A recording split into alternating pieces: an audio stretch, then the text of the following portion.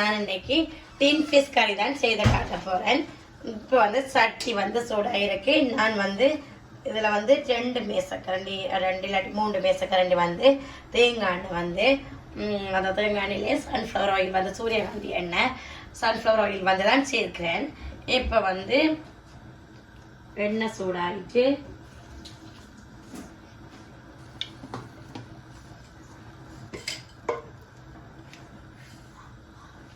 இப்போ வந்து கடுகும் உளுந்தும் வந்து இப்படியே மிக்ஸ் பண்ணி வச்சிங்கண்டா ஓகே.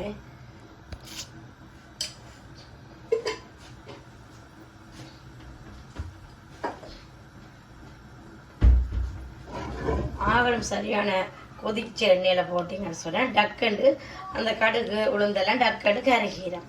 அதால தான் இப்படி லைட்டான சூடாக இருக்க போட்டோம்னா ஓகே. இதோட வந்து நான் வந்து வெங்காயம் உள்ளி நிறைய வெங்காயம் நிறைய உள்ளி போட்டோம்னு சொன்னால் டின் ஃபிஷ் கறிக்கு நல்ல டேஸ்டாக இருக்கும்.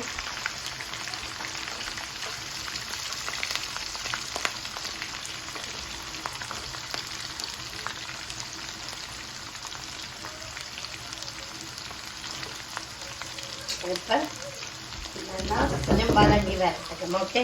கொஞ்சம் வதங்கின அப்புறம் பார்ப்போம்.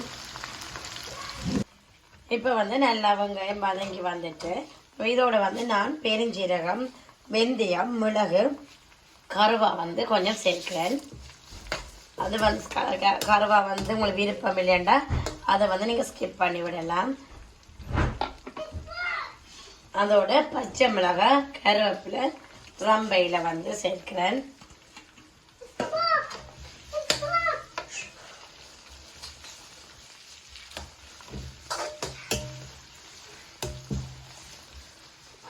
இது கொஞ்சம் வதங்கின பிறகு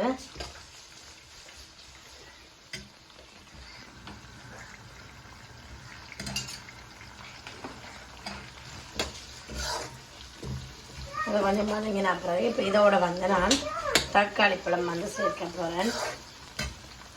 இப்போ தாளினியில் நல்லா வதங்கிட்டு நான் இதோட வந்து தக்காளி பழம் கிரேவியை வந்து நான் இப்போ சேர்க்கிறேன். அதுவும் கொஞ்சம் நல்லா வதங்கி வரணும். இப்போ இதுக்கு வந்து தேவையான அளவு உப்பு வந்து சேர்ப்போம்.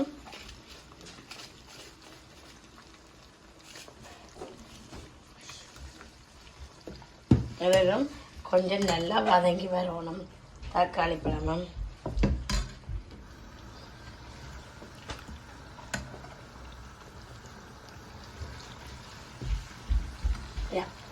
இப்படி நல்லா ஒயிலில் வந்து நல்லா வந்து வதங்கி வந்துச்சு. அப்படி தக்காளி எல்லாமே சேர்த்து நல்ல டேஸ்ட்டாக நல்ல வடிவான குழம்பாக வரும். இப்போ நான் இதில் வந்து நார்மலாக நான் கிங்ஸ் தூள் தான் பாவிக்கிறேன். நான் வந்து கிங்ஸ் தூள் தான் இப்போ சேர்க்கிறேன். உங்களுக்கு விருப்பமான சொன்னால் உங்களுக்கு விருப்பமான மாதிரி நீங்கள் எல்லா தூளும் பாவிக்கலாம். இதில் வந்து நான் 3 கரண்டி வந்து இதால் எடுக்கிறேன். நான் உங்களுடைய உழைப்புக்கு ஏற்ற மாதிரி நீங்கள் இப்போ சேர்க்கலாம்.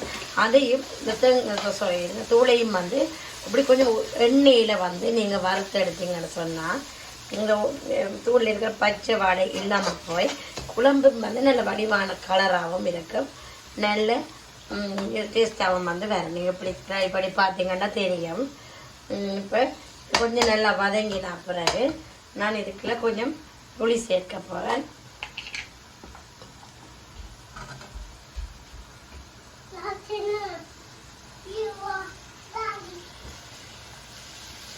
புளி வந்து சேர்க்க போகிறேன். அதுக்கு பிறகு வந்து நாங்கள் வந்து இப்போ வந்து பால் சேர்க்கிறேன்.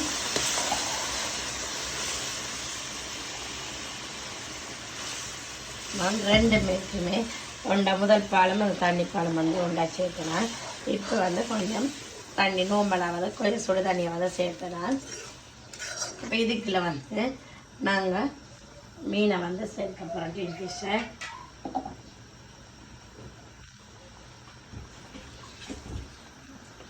அப்படியே மெல்லவாக இருக்குது நீட்டாக அப்படியே வச்ச மாதிரி சொன்னால் ஓகே.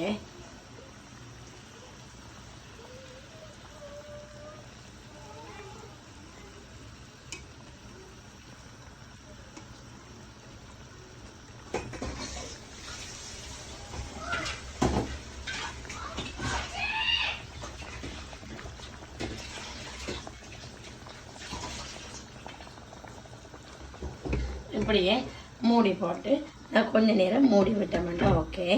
ஒரு 10-15 நிமிஷத்துக்கு பிறகு திறந்தா பிறகு பார்ப்போம். 15 மினிட்ஸ் ஆயிடுச்சு. இப்போ வந்து நாங்கள் ஓப்பன் பண்ணி பார்ப்போம். இப்போ உள் வந்து நல்லா கவிச்சு எல்லாமே தான் வந்துச்சு.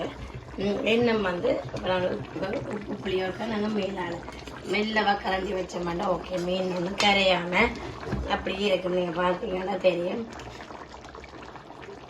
அப்படி மீன் வந்து அப்படி நாங்கள் எப்படி போட்டோமோ அது மாதிரியே இருக்கும். அதை நாங்கள் கரண்டி வச்சு அப்படி செய்யாமல் இருந்தோம்னா அது அப்படி வடிவாக இருக்குமே. நீங்கள் உப்பு புளி செக் பண்ணி பார்த்தோம்னா பர்ஃபெக்டாக இருக்குது. உப்பு புளி எல்லாம் என்ன கொஞ்சம் எண்ணெய் உறந்து வடிவாக வற்றி வந்த பிறகு திருப்பி பார்ப்போம். இப்போ பார்த்தீங்கன்னா ஃப்ரெண்ட்ஸ் நல்லா வற்றி வந்துட்டு நான் ஃபைனலாக கொஞ்சம் கருவேப்பிலை போட்டுட்டேன். ஓகே, கருவேப்பிலை போட்டுட்டு இந்த பாருங்க நல்ல எண்ணெய் உறந்து நல்ல வடிவான கறியாக வந்திருக்கு. இப்போ உப்பு புளியெல்லாம் செக் பண்ணிப்போம். சூப்பராக இருக்குது. இதே டைப்பில் நீங்களும் செய்து பாருங்க. செயின் பீஸ் கறி சின்ன பிள்ளை விருப்பம் இல்லைன்னு சொல்லி ஸ்கிப் பண்ணுற ஆட்களுமே விருப்பமாக சாப்பிட வேணும். இதே மாதிரி செய்து பாருங்க. அடுத்த வீடியோவில் சந்திக்கிறேன். தேங்க்யூ, பாய்.